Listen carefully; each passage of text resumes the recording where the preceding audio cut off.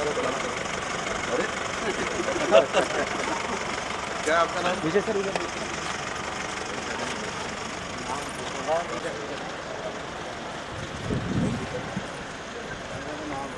Video वाला काम भैया एक बार बोलना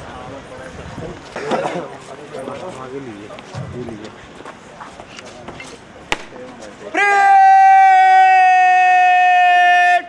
सावधान। जेएनयू कैराबाद में आपका स्वागत है श्रीमान। कैडेट पीछे मुड़ेगा, पीछे मुड़। This is very pleasant moment and we all have gathered here to celebrate this gracious ceremony. जिस पल की हमें इतने दिनों से प्रतीक्षा थी, आखिरकार वह लम्हा आ ही गया। It is indeed a matter of immense pleasure for us as we have the benign presence. Please give a huge round of applause.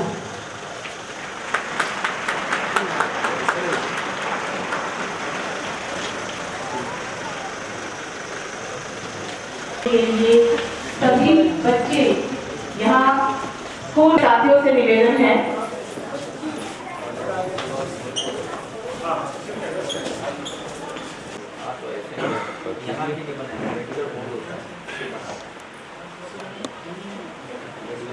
पहले देखा है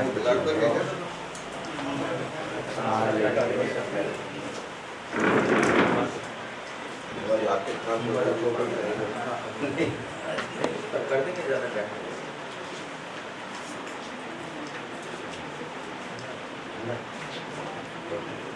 नॉर्मल नहीं है, नॉर्मल क्या ले ले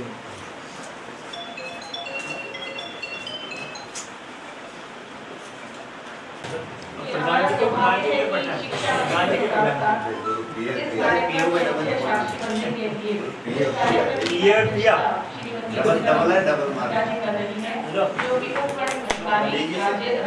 ऐसा नहीं है संबंधित है। इसी के अलावा हमारे विशेष अतिथि कलावती मेघवाल जो ग्राम पंचायत समिति की प्रधान है,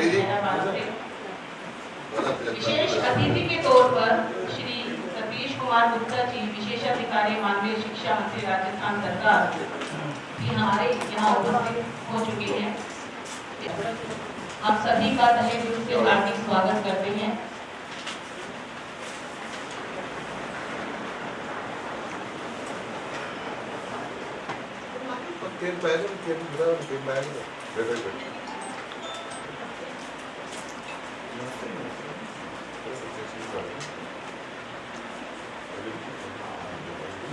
आज के कार्यक्रम की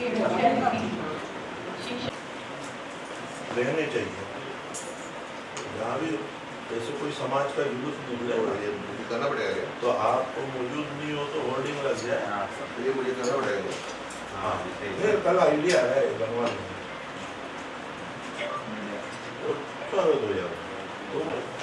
दोस्तों, तुम भी थोड़ा आप करावे क्या? नहीं इधर उधर आएगा तो उसका जा रहा उधर बोर्ड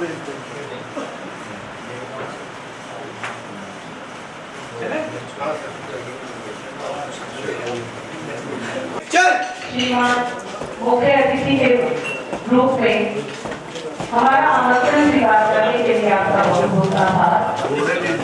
माननीय शिक्षा मंत्री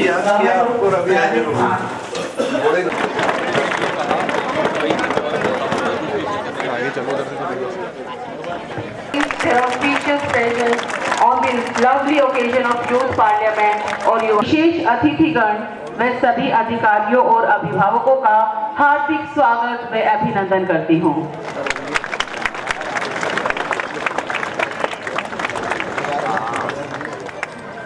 अतिथि से मेरा यह आग्रह है कि वह अपना स्थान ग्रहण करें।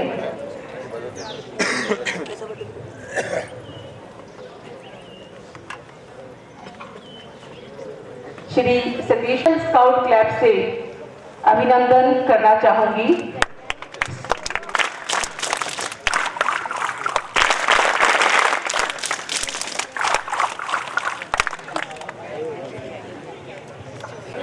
मैं माननीय शिक्षा मंत्री व स्थानीय प्राचार्य से यह अनुरोध करना चाहूँगी कि माँ सरस्वती के समक्ष दीप प्रज्वलित कर वे पुष्प सेरेमनी का इस पायस सेरेमनी के साक्षी बने।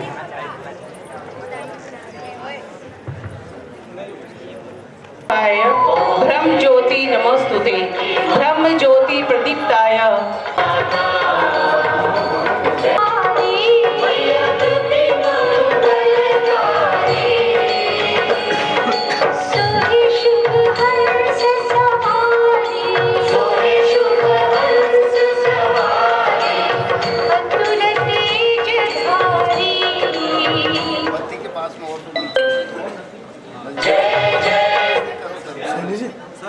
कर तुम हो जाना प्रखर, दीप तुम चल रहना निरंतर।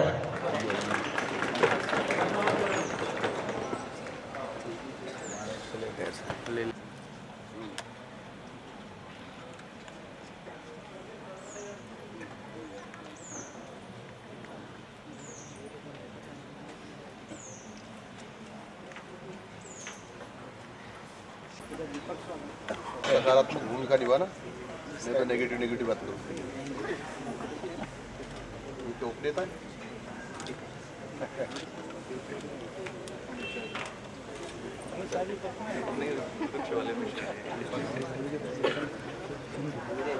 क्या नाम है? MP का? चलो कोई बात नहीं, कर्नाटक की मान लेते। आप महाराष्ट्र से। महाराष्ट्र क्या नाम है? Sir Khanak.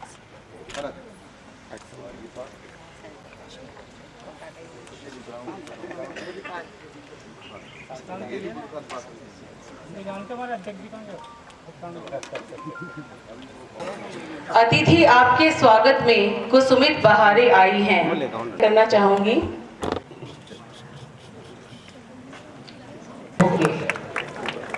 Welcome you ma'am.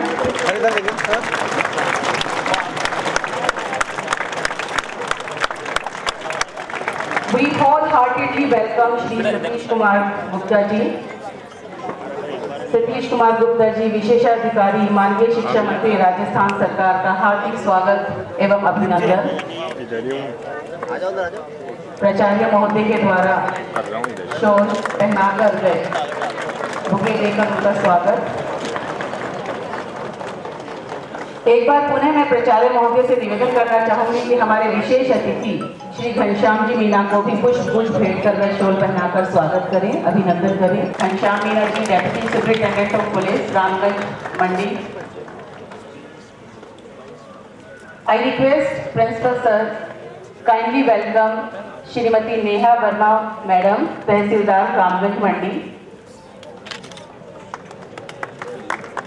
ये नहीं चलेगा, इनको तो रंग बिरंगे, हमको एक ही रंग का करता। और जवाहर नवोदय विद्यालय का स्टाफ और बच्चों, सबसे पहले मैं आप सभी का जवाहर नवोदय विद्यालय की ओर से, हमारे बच्चों की ओर से हार्दिक अभिनंदन करता हूं, स्वागत करता हूं।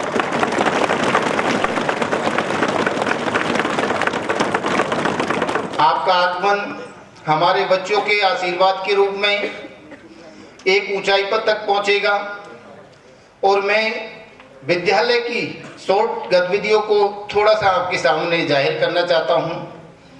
आपका विद्यालय आपके विधानसभा क्षेत्र के अंतर्गत स्थित है और इसमें विद्यालय में वर्तमान में लगभग 527 के आसपास टोटल स्ट्रेंथ है।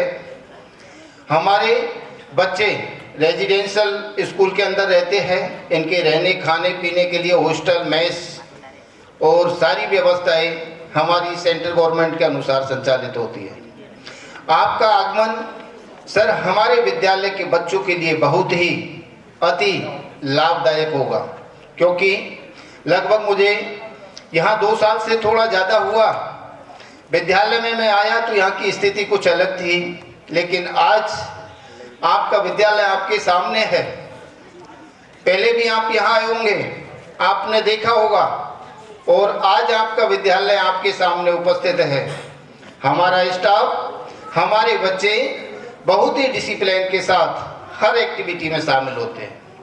हमारे विद्यालय का जो रूटीन होता है वह सुबह 5:30 बजे से स्टार्ट होता है और रात को 10:30 बजे ख़त्म होता है।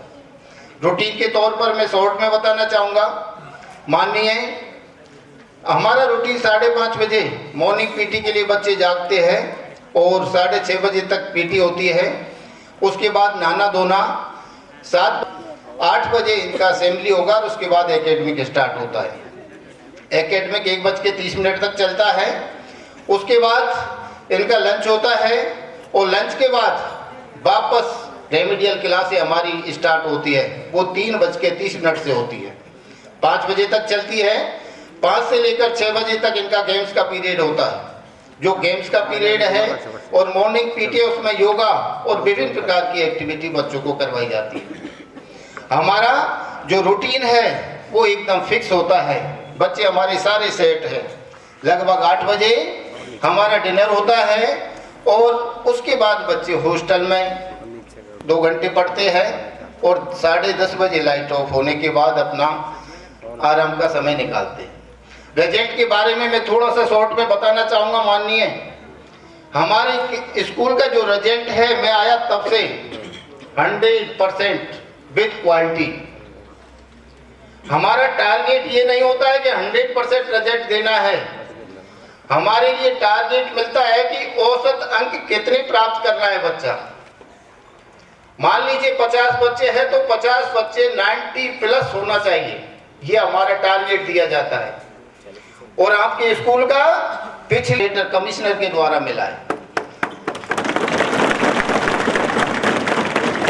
और इस विद्यालय की हर एक्टिविटी में पेरेंट्स आता है, उसको सम्मान के साथ रखते हैं। कुछ चीज़ें उनकी होती है, क्योंकि मेरा एक थोड़ा सा जरूर अनुरोध है महोदय कि मैं समानता करता हूं जहां तक होता है, चाहे पेरेंट्स लोकल है या दूर का है।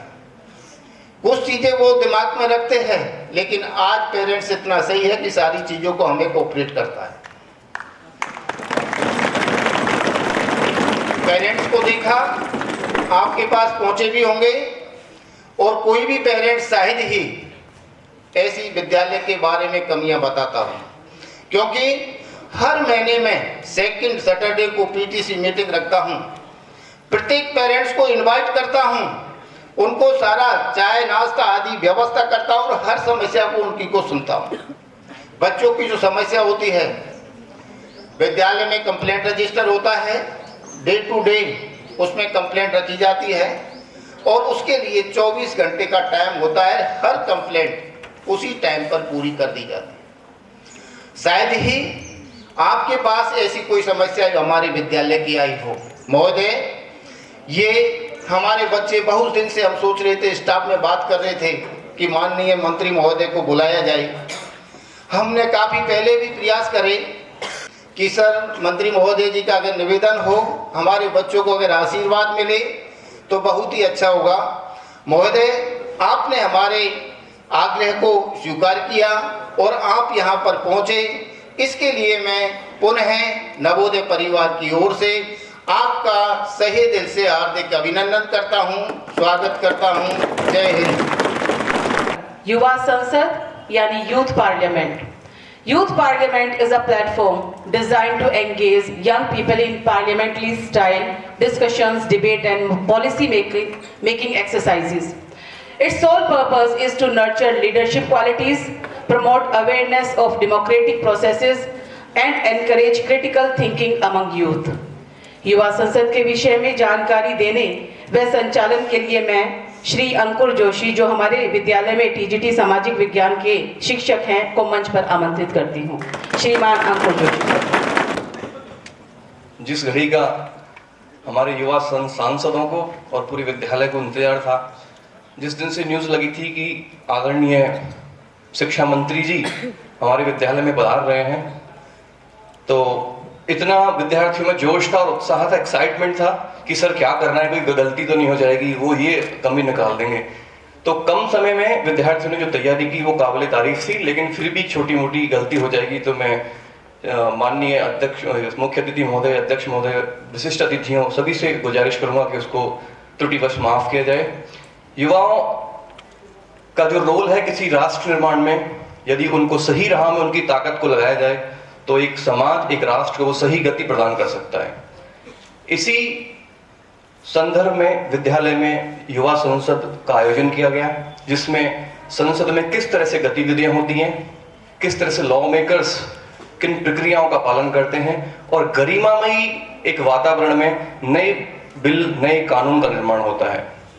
उनको इस प्रक्रिया को समझाने की कोशिश की गई, उनमें लीडरशिप की भावना को डेवलप करने का प्रयास किया गया और विभिन्न मुद्दों पर चर्चा करने के बाद जब वाद विवाद भी हुआ, डिस्कशन हुआ, नेगोशिएशंस हुए, ने उस निर्णय का सम्मान किया।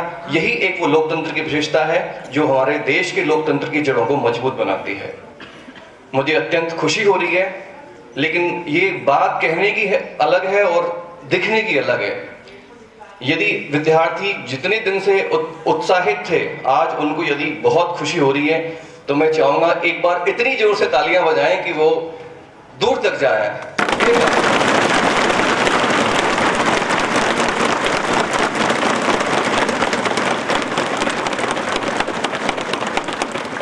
विद्यार्थियों का यह जोश देखते ही बनता है। हमारे युवा सांसद जो तैयार हैं और इस प्रक्रिया को हम शांतिमान हो रहा है, मुस्कुरा रहा है, यह देखते ही बनता है। मैं ज्यादा समय न लेते हुए मैं मुख्य अतिथि जी से अनुमति चाहूंगा कि इस प्रोग्राम को शुरू करने की इजाजत प्रदान करें। जी। मुझे पत्रकारों से कहना है, हर समय खड़े नहीं रहना। जब कोई विशेष आपको फोटो खींचना हो तो ठीक, अन्यथा अपने स्थान पर आकर बैठ जाना। आप कार्यक्रम शुरू कर सकते हैं। Thank you so much sir. राष्ट्रपति महोदय,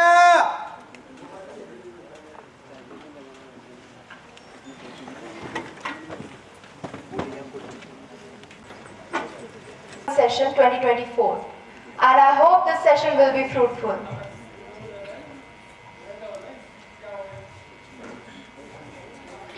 Honorable members, it's my duty to inform the House about said demise of our former colleague, Shri Krishna Bihari. Shri Krishna Bihari was an agriculturist by profession and an active social worker. He worked in rural areas, welfare of laborers and backward castes. He was the president of Mazdoor Samaj Sangh. He passed away in Bihar at the age of 49. The House expresses its deep sorrow and heartfelt condolence to the bereaved family. अध्यक्ष महोदया, सच उन्होंने कई शैक्षणिक संस्थानों की स्थापना करवाई और महिलाओं में शिल्प कार्य और लघु उद्योग को भी बढ़ावा दिया। उन्होंने अल्पसंख्यकों के लिए देश के विभिन्न हिस्सों में कम्युनिटी हॉल्स भी बनवाए और याद है 2004 का वो भूकंप, उनके नेतृत्व में जो देश में राहत कार्य करवाया गया, उसे तो ये देश कभी भुला ही नहीं सकता। वे एक अच्छे वक्ता, लेखक और एक अच्छे इंसान भी थे। उन्होंने कई किताबें लिखी थी, उनमें से हाल ही में मैंने एक किताब पढ़ी है जिसकी पहली लाइन कुछ इस प्रकार से शुरू होती है, if you want to be like sun you have to burn like sun. और मैं दावे के साथ कहता हूं कि वे सूरज के समान तपे भी और सूरज के समान चमके भी। सच में देश ने एक कद्दावर नेता, अच्छे सामाजिक कार्यकर्ता और एक अच्छे इंसान को खो दिया है। लेकिन मैं कहना चाहूंगा कि जहां जाएगा वहीं रोशनी लुटाएगा, जहां जाएगा वहीं रोशनी लुटाएगा। किसी चिराग का अपना मकान नहीं होता, किसी चिराग का अपना मकान नहीं होता। मैं ईश्वर से यह प्रार्थना करता हूं कि उनकी आत्मा को शांति मिले तथा उनके परिवार के लिए मैं अपनी शोक संवेदना व्यक्त करता हूं। धन्यवाद। The privilege to work with Shri Krishna Bihari as a colleague. He was a man who, because of his lovable nature, never annoyed anyone, and he was always with a smiling face and was a very open-hearted person. We have lost a true jewel, a true Ratna, and a great countryman in him. I would like to extend my condolences to the bereaved family. For a while to express his deep sorrow.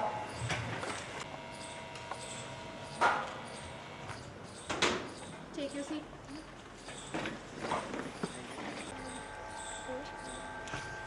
अध्यक्ष महोदया, मैं आपके और आपके माध्यम से सदन में आए नए मंत्रियों का परिचय करवाना चाहता हूं। सर्वप्रथम सड़क परिवहन एवं राजमार्ग मंत्री श्री अक्ष मेहर,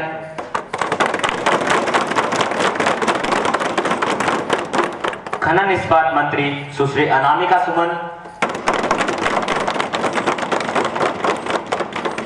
पर्यावरण, वन एवं जलवायु परिवर्तन मंत्री सुश्री कुमकुम Yadav.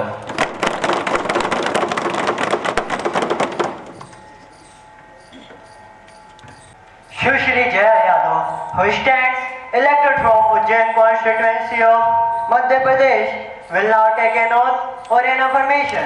Please, Jaya ji.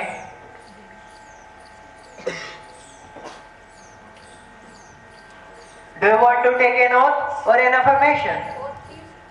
In which language would you like to take the oath?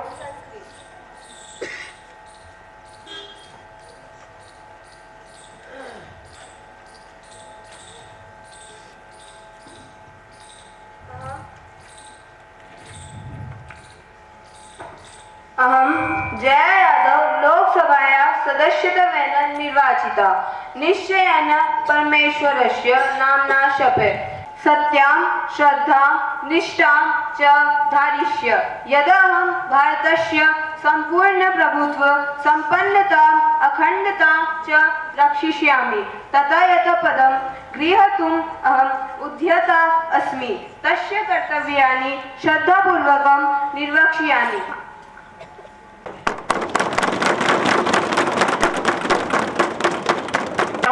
Or an affirmation. Please, Mr. Vansh.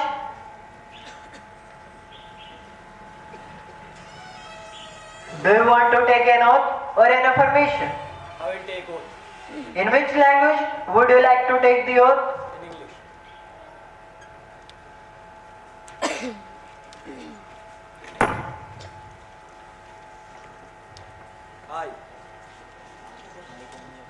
I, Vansh Gaur, having been elected as a member of the House of the People, do swear in the name of God or solemnly affirm that I will bear true faith and allegiance to the Constitution of India as by law established, that I will uphold the sovereignty and integrity of India, and that I will faithfully discharge the duty upon which I am about to enter.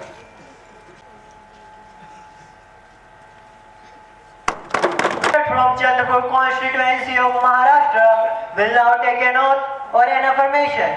Please, Bhavani ji.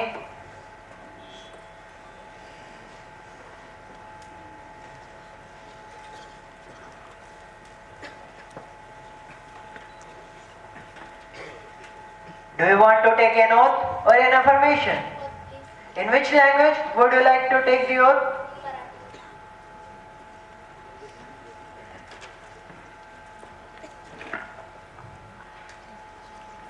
मी भवानी मल्हारी लोकसभेचे सदस्य म्हणून निवडून आली असल्याने गंभीरतापूर्वक प्रतिज्ञा करते की कायद्याद्वारे स्थापित भारतीय संविधान प्रति अनन्य श्रद्धा व निष्ठा बाळगेन।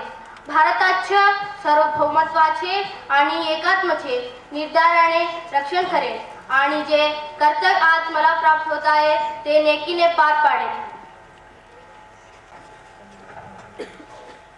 दो नोटिस मुझे मिले हैं।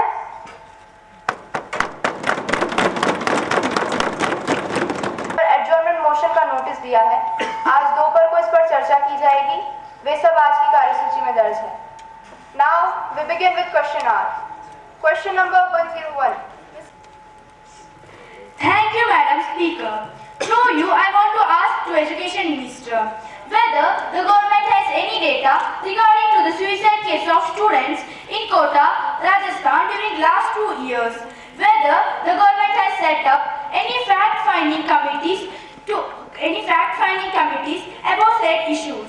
Whether the government has evolved any mechanism for the counseling to the students who are talking for IAS, IPS in Kota, Rajasthan. If so, the details thereof. If not, the reasons therefore. Thank you, ma'am. The government is highly concerned regarding this issue, has circulated a body framework for emotional and mental well-being of students in higher educational institutions with request to take proactive measures. Majority of educational institutions in the country falls in purview of the state government and the UT government. National Crime Record Bureau collects and publishes data on suicide and accidental deaths. The number of student suicide in Kota stood at 26 in 2023. NEP 2020 stipulates student support as one of the cornerstone of quality learning. The Ministry of Education has launched an initiative Manodarpan with the aim to provide psychosocial support to students, their family and teachers across the country. In order to regulate private coaching and tuition classes, a number of states have brought out legislations like Bihar Coaching Institute Act 2010, Goa Coaching Classes Act 2001 and Manipur Coaching Institute Act in their respective jurisdiction. मैं आपके माध्यम से देश के सबसे प्रतिष्ठित शिक्षा संस्थानों IIT और NIT के संबंध में प्रश्न पूछना चाहती हूँ। महोदया, पिछले 3 सालों में IIT और NIT से लगभग 4,400 विद्यार्थियों ने पढ़ाई बीच में ही छोड़ दी। इन आंकड़ों से स्पष्ट होता है कि IIT और NIT से ड्रॉप आउट विद्यार्थियों की संख्या में अप्रत्याशित इजाफा हुआ। विद्यार्थियों की माने तो पढ़ाई के स्तर में गिरावट के कारण वे पढ़ाई बीच में ही छोड़कर दूसरे क्षेत्रों में करियर तलाश कर रहे हैं। देश के इतने बड़े एजुकेशन संस्थान में से इतनी बड़ी संख्या में छात्रों का ड्रॉप आउट होना चिंता का कारण है। महोदया, मैं आपके माध्यम से शिक्षा मंत्री जी से ये प्रश्न पूछना चाहती हूँ कि क्या इस बात की जानकारी शिक्षा मंत्री जी को है? यदि हाँ, तो इसके निवारण के लिए उन्होंने क्या उपाय किए हैं?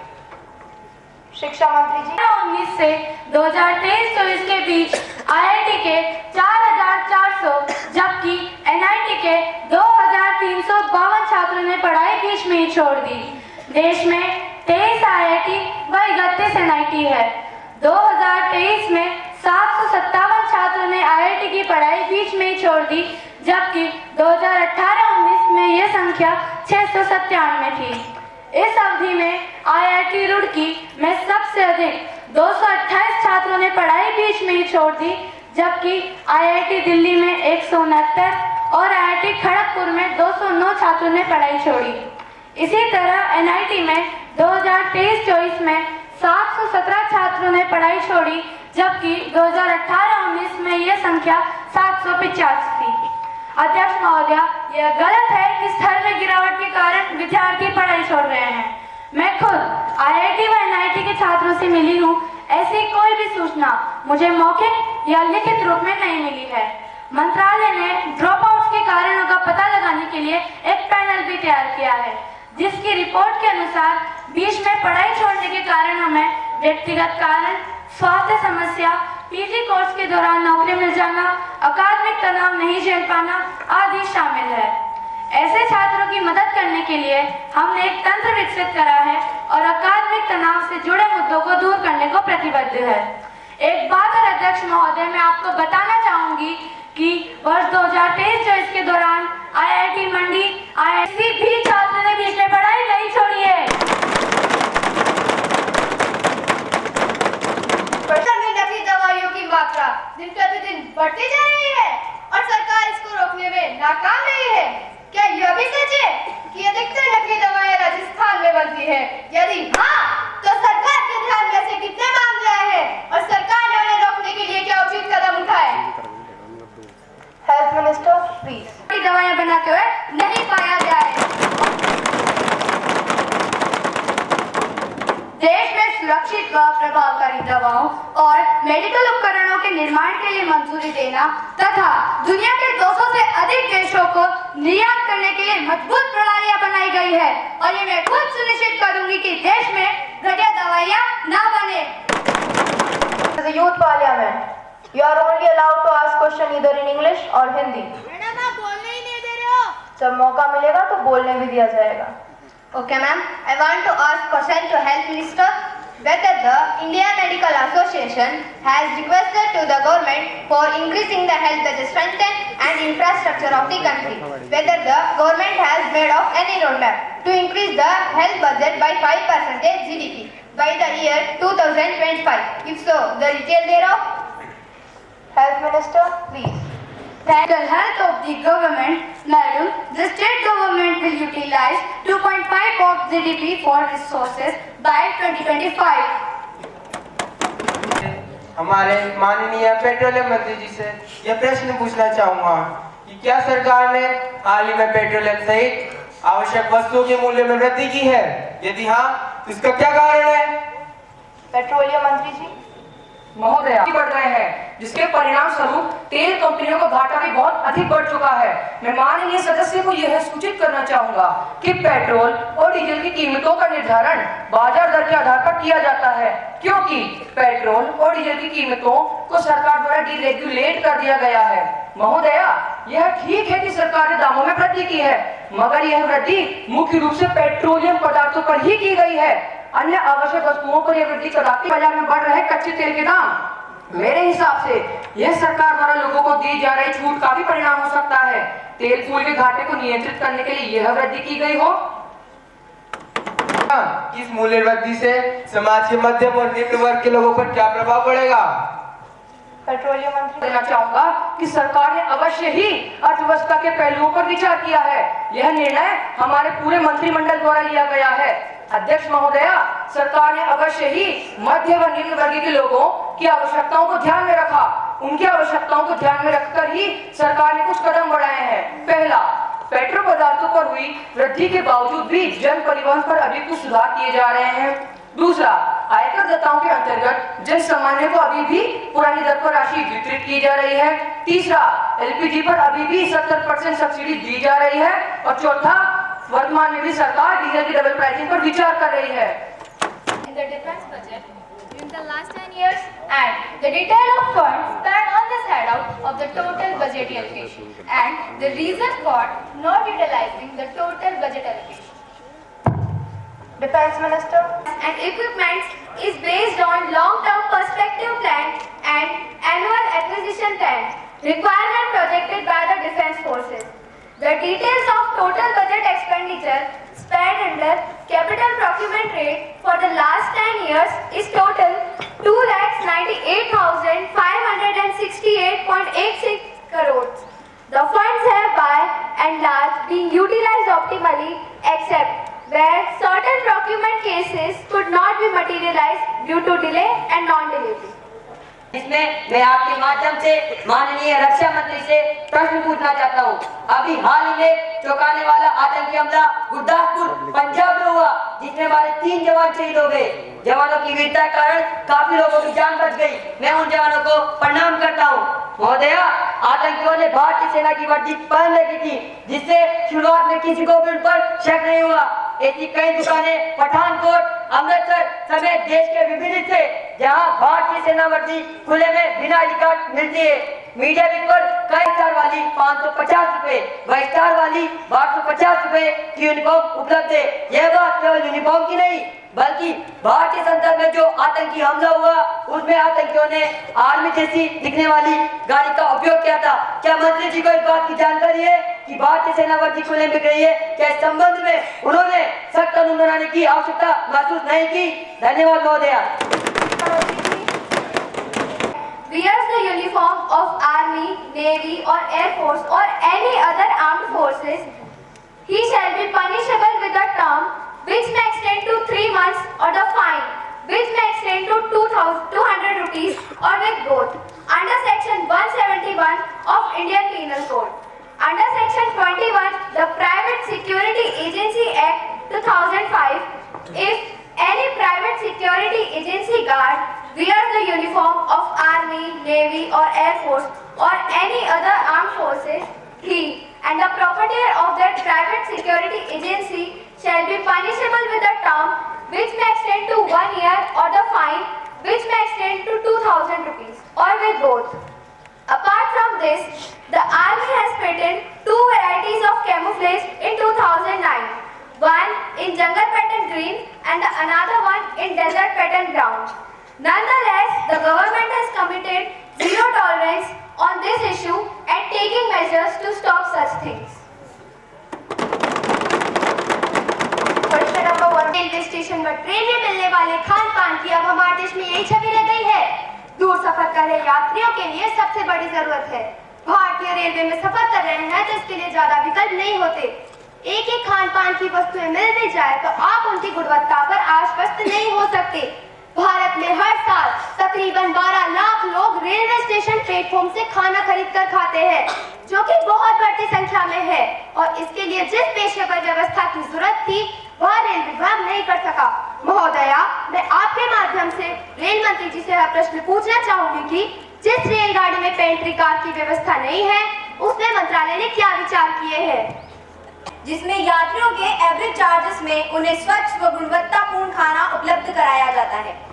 जहां कहीं भी उन्हें शिकायत हो तो वह 1800-111-321 नंबर पर अपनी शिकायत दर्ज करा सकते हैं।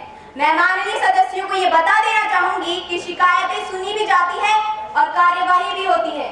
यहीं इसी युवा संसद में बैठे मेरे एक मित्र जो Navodaya socialist and democratic party से आते हैं, जो उदयपुर से कहीं जा रहे थे, सफर के दौरान खाने से संबंधित शिकायत इन्होंने दर्ज कराई, जिसके अंतर्गत ठेकेदार पर सख्त कार्यवाही हुई और ठेकेदार पर 2.5 लाख रुपए का जुर्माना भी लगाया गया। क्योंकि वो वीआईपी है ना? नहीं महोदया, हमारे लिए सभी वीआईपी हैं। मैडम, जहाँ तक मॉनिटरिंग सिस्टम की बात है, ये कार्य हमने जोनल रेलवेज को शिफ्ट कर दिया है। जोनल रेलवेज रेगुलर सुपरवाइज और पीरियडिक इंस्पेक्शन द्वारा खाने की स्वच्छता और गुणवत्ता की जांच करता है। इसके अलावा बिना पेंट्री कार वाली 1482 ट्रेनों में हमने ई कैटरिंग की सेवाएं शुरू करी है। यात्री सफर के दौरान खाने का ऑर्डर दे सकते हैं। 1 घंटे पहले फोन, SMS या वेबसाइट के जरिए बुकिंग करा सकते हैं। अगले ही स्टेशन पर खाना उपलब्ध किया जाएगा। एक और महत्वपूर्ण बात अध्यक्ष महोदया जी, IRCTC ने कैब और कुलियों की ऑनलाइन बुकिंग 21 रेलवे स्टेशनों पर प्रारंभ कर दी है, जो गाड़ी से उतरते ही उनके पास मौजूद हो जाएगा। इस कार्य की सफलता को देखकर वो प्रोग्राम एक्सटेंड किया जाएगा। क्रॉसिंग पर दुर्घटना और रेल हादसे जैसी घटनाएं आम हो चुकी है। मोटरसाइकिल पर पीछे बैठकर हमारे रेल मंत्री दुर्घटना स्थल पर पहुंचकर फोटो खिंचा रहे थे। ये रेल मंत्री है या रील मंत्री? आप ही के पार्टी के नेता श्री अल्ताफ हुसैन जी ने 2017 में रेल हादसों की नैतिक जिम्मेदारी लेते हुए अपने पद से इस्तीफा दे दिया था। अध्यक्ष महोदया, कुछ दिन पहले आपने भी देखा होगा कि कैसे बरौनी जंक्शन पर रेल के इंजन और बोगी के बीच फंसने से एक रेल कर्मी की मौत हो गई थी। यह दृश्य इतना दर्दनाक था कि मुझसे देखा भी नहीं गया। माननीय अध्यक्ष महोदया, मैं आपके माध्यम से रेल मंत्री जी से पूछना चाहता हूं कि क्या वो यह बताने का कष्ट करेंगे। पहला, ट्रेन के पटरी से उतरने, आपस में टकराने एवं अन्य रेल हादसों के कारण पिछले 5 सालों में बिहार में कितने रेलकर्मी और यात्री मारे गए। दूसरा, संसदीय रिपोर्ट के अनुसार इन हादसों का क्या कारण रहा। तीसरा, सरकार ने इनके निवारण के लिए क्या उपाय किए। धन्यवाद अध्यक्ष महोदया। 15 up to 31st October 2023, 748 persons lost their life and 2050 got injured in consequential train accidents, whereas during the period from 2004-5 to 13-14, total 904 persons lost their lives and 2,831 got injured. The report from the Railway Safety Commissioner has not received as yet. और महोदया, हम ये भी देख रहे हैं कि ये हादसे हैं या साजिश। Minimizing the use of aluminium-thermic welding and adoption of better welding technologies for rails to ensure the railway tracks and patrolling of railway tracks for weld and rail fractures. GPS-based fog safety devices are provided to loco pilots to reduce the errors. महोदया, paper में लिखा था कि सांसद पैसे देकर bill pass करा दे।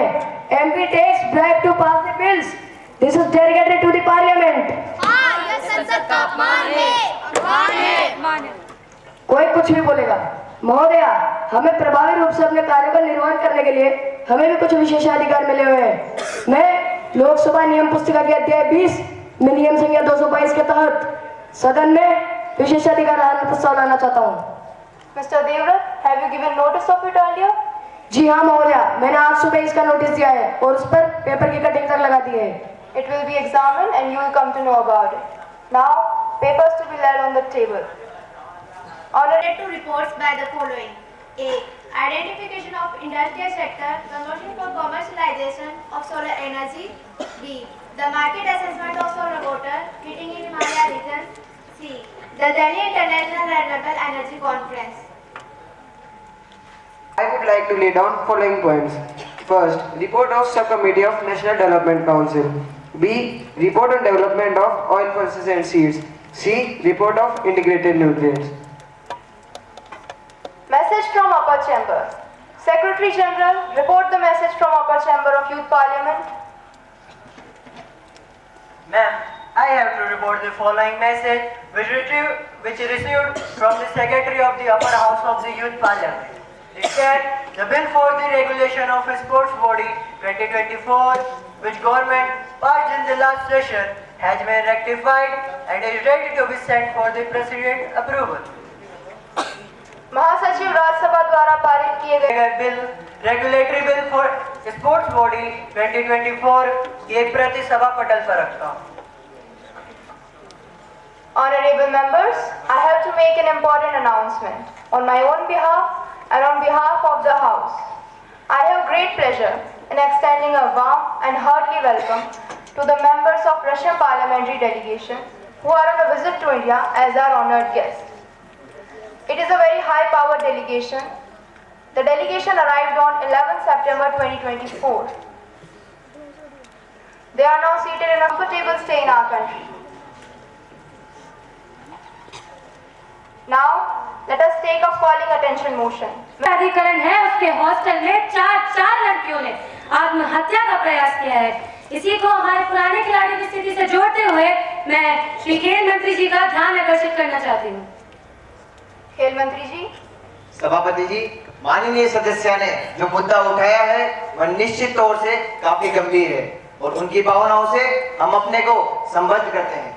इस मामले में कई सारी जांचें चल रही है, जिसमें पुलिस की जांच, जिला प्रशासन की जांच, राज्य के सचिव की जांच और राज्य मानव अधिकार आयोग भी शामिल है. Miss Khanna, please. मैडम, ये एक ऐसा इंसिडेंट हुआ है जिसमें गोल्ड मेडलिस्ट लड़की तक ने सुसाइड कमिट करने की ट्राई करी है. मैम, साई यानी कि स्पोर्ट्स अथॉरिटी ऑफ इंडिया का बहुत ही बुरा हाल है. उसके अधिकृत जितनी भी चीजें हैं उनमें लगातार शिकायतें आ रही हैं. गवर्नमेंट ऑफ इंडिया से इतना फंड रिलीज हो रहा है, फिर भी साई इस पर कोई ध्यान नहीं दे रहा है. साई पर निश्चित रूप से जांच बैठनी चाहिए और एक इंक्वायरी कमीशन लगाना चाहिए. Okay, now you take your seat please. Director general को भी हटाना चाहिए.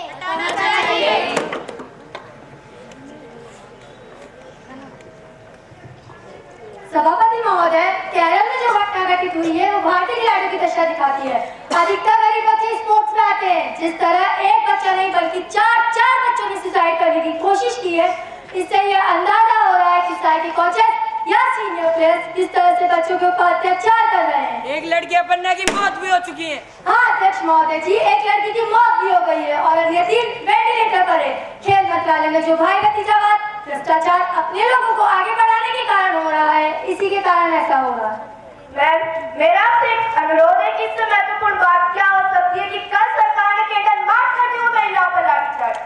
इसके अलावा आप तो आज की घटना को देखिए, 4 लड़कों ने आत्महत्या का प्रयास किया. But this is not the issue of women harassment. है मैम, आप देखिए तो सही. आप बैठ जाएं.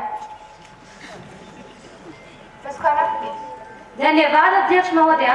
जैसा कि मैंने शुरू में ही कहा था कि मैं इस दर्दनाक घटना को हमारे पुराने खिलाड़ियों की स्थिति से जोड़ते हुए श्री खेल मंत्री जी के सामने प्रस्तुत करना चाहती हूँ. महोदया, बड़े गर्व की बात थी कि कल हमारे देश के बहुत ही महान प्लेयर्स नीरज चोपड़ा, लक्ष्य सेन और मनु भाकर की जीत के जश्न को अभी 24 घंटे भी नहीं हुए थे. महोदया, मैंने कल टीवी पर एक दूसरा दृश्य देखा. जी न्यूज चैनल ने कल दिखाया कि 2011 के एथेंस ओलंपिक में 1600 मीटर दौड़ में कांस्य पदक विजेता श्री सीता साहू जी, जो कि गरीबी के कारण पानी पूरी बेच रही है. और इसी के साथ उन्होंने यह भी दिखाया कि झारखंड की निशा रानी दत्ता, जो कि 2007 के एशियन फिक्स्ड ग्रैंड टूर्नामेंट की बेस्ट प्लेयर रही थी, वह तक गरीबी के कारण अपनी आर्चरी को बेच सकती है. साथ ही साथ उन्होंने यह भी दिखाया कि सरदार मक्खन सिंह जी, जो कि अर्जुन अवार्ड के पुरस्कार विजेता रहे हैं और केवल अर्जुन अवार्ड ही नहीं बल्कि देश का नाम रोशन करने वाले देश के सबसे तेज धावक फ्लाइंग सिख के नाम से जाने जाने वाले मिल्खा सिंह जी को, जिन्होंने हराने का काम किया था, उनकी विधवा कल पंजाबी में टीवी पर रोते हुए कह रही थी, मेरे को रोटी नहीं है, मेरे पास रोटी नहीं है। और वो मेडलों का ढेर लगा कर बैठी थी और कह रही थी कि मैं इन्हें नीलाम करना चाहती हूँ, कोई आए और मुझे इनसे ले जाए। उसके बाद उन्होंने एक वाक्य कहा कि सरदार जी हमेशा कहा करते थे, कभी खिलाड़ी मत बनना। खेल ने मुझे क्या दे दिया जो तुम्हें मिलेगा?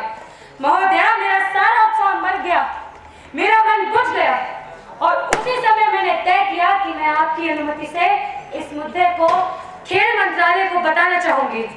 महोदया, मैं चाहती हूँ कि खेल मंत्रालय तुरंत उनके परिवार से संपर्क साधे और किस तरह असम्मान से गुजरे बगैर वह ऐसा कर सकता है, इस विषय में सोचे।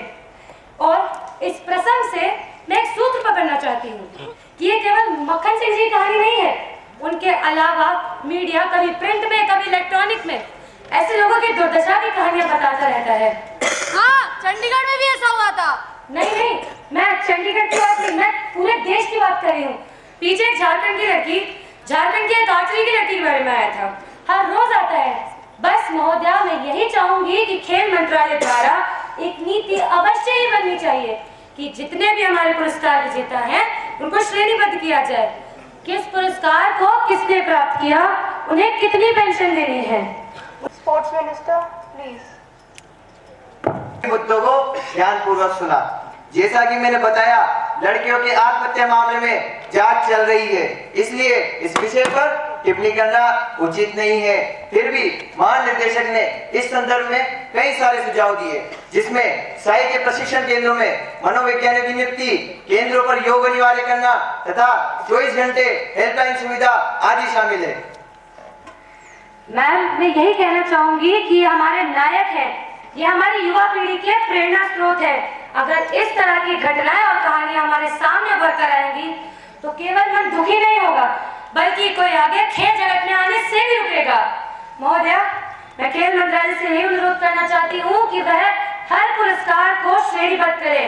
यह कोई दलगत राज्य का प्रश्न नहीं है, इसलिए मैं चाहूंगी कि पूरा सदन मेरी अपील के साथ अपने आप को जोड़े और मंत्री महोदय से यह विरोध करे।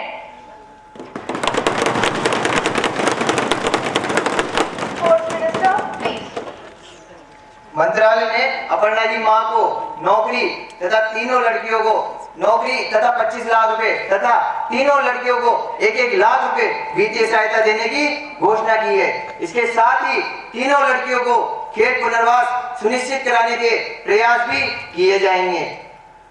महोदया ने इसके साथ ही तीनों लड़कियों को खेल पुनर्वास सुनिश्चित कराने के प्रयास भी किए जाएंगे। अध्यक्ष महोदया, लड़कियों के आत्महत्या मामले में निष्पक्ष जांच चल रही है और मैं यह आश्वासन देता हूं, जो भी व्यक्ति दोषी पाया जाएगा उसके खिलाफ कड़ी से कड़ी कार्रवाई की जाएगी।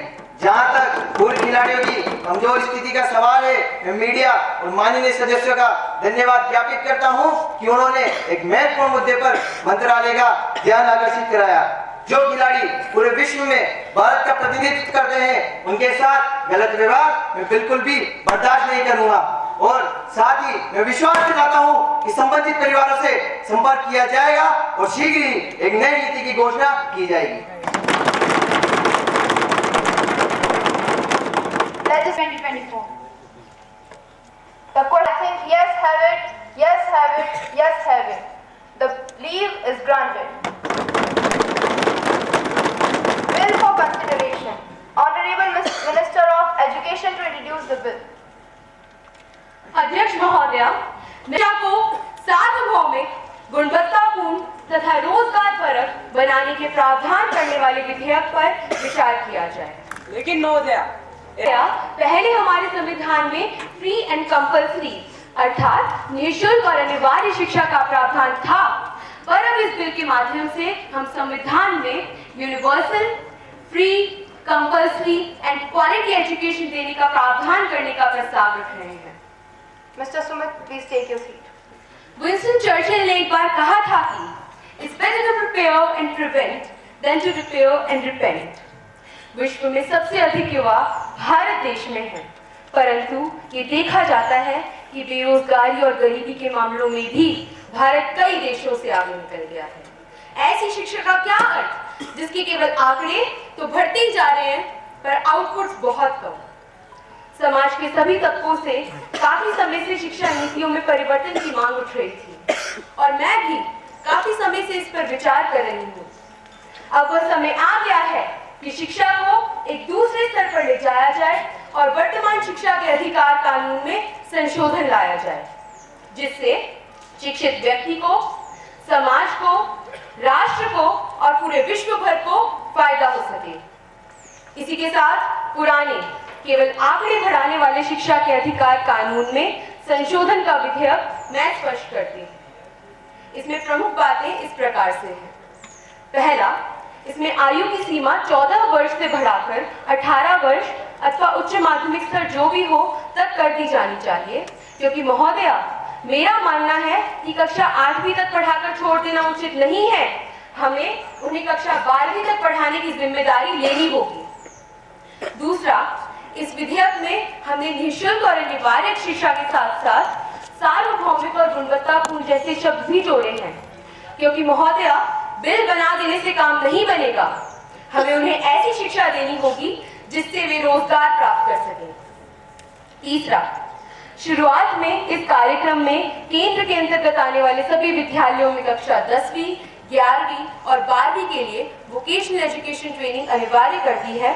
इसे बाद में राज्य सरकारों से बात करके राज्यों में भी लागू करवाने की सिफारिश सरकार करेगी। चौथा, वोकेशनल एजुकेशन ट्रेनिंग के लिए PPP पब्लिक प्राइवेट पार्टनरशिप के तहत कार्य किया जाएगा। अगले 5 वर्षों में वर्तमान कार्य शिक्षकों को पूर्ण ट्रेनिंग देने का हमारा लक्ष्य है और इसी के साथ इसी वर्ष 8.5 लाख शिक्षकों को भी नियुक्त किया जाएगा। इस कार्यक्रम में 2.5 लाख करोड़ रुपए राशि का व्यय होना अनुमानित है। अध्यक्ष महोदया, मैं माननीय सदस्यों से, इस सदन में उपस्थित माननीय सदस्यों से ये अपील करती हूँ कि वे दलगत भेदों को भूलकर इस विधेयक का स्वागत करें और सार्वभौमिक और गुणवत्तापूर्ण शिक्षा देने के प्रयास में सहयोग दें। इसी के साथ मैं प्रस्तावित करती हूँ कि वर्तमान शिक्षा के अधिकार कानून में संशोधन का विधेयक 2024 पर विचार किया जाए। मंत्री जी द्वारा पेश किए गए इस विधेयक का समर्थन करता हूँ। महोदया, 1947 में जब हम आजाद हुए उस समय हिंदुस्तान में शिक्षित लोगों की संख्या 14% थी और देश की आबादी 30 करोड़ से भी ज्यादा थी। यदि वर्तमान स्थितियों पर गौर किया जाए तो यह देखा जा सकता है कि देश की आबादी 125 करोड़ से भी अधिक है और 2011 की जनगणना के अनुसार 74% लोग शिक्षित हैं। महोदया, शिक्षा क्षेत्र में जो उड़ान रही यह कोई छोटी मोटी उड़ान नहीं थी, परंतु प्रैक्टिकली देखा जाए तो यह सिर्फ आंकड़ों की सौदेबाजी है। मेरे लिए शिक्षा के मायने कुछ और अधिक है। The point that I am trying to make is that we have traveled. The fact is that every third graduate person in India is unemployed. So how his education is beneficial to him and the society? We must ensure that all children in our country will get education of appropriate quality. Today, it is not a question of knowing how to read and write. It is a question of our skills to get jobs to benefit our society and the country. महोदया, यदि यह विधेयक सही तरह से implement हुआ तो यह शिक्षा क्षेत्र में मील का पत्थर साबित होगा। इसके लागू होने से शिक्षा व्यवस्था में निहित स्वार्थों और माफियाओं की पकड़ कमजोर होगी और स्त्री पुरुषों के बीच शिक्षा का अंतर खत्म होगा।